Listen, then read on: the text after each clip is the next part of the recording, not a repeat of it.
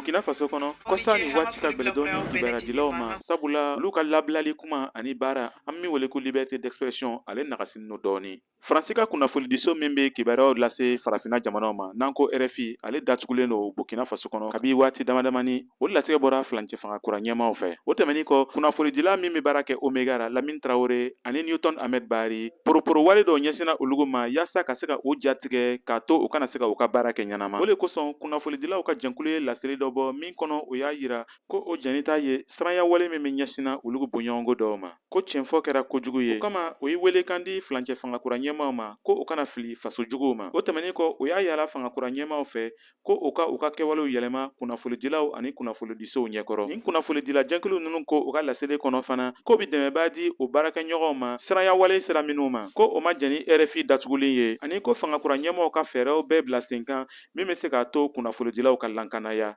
Nin tun ye Kadaye Tarawele kumakan ye ka bɔ Wagadugu, Burkina Faso.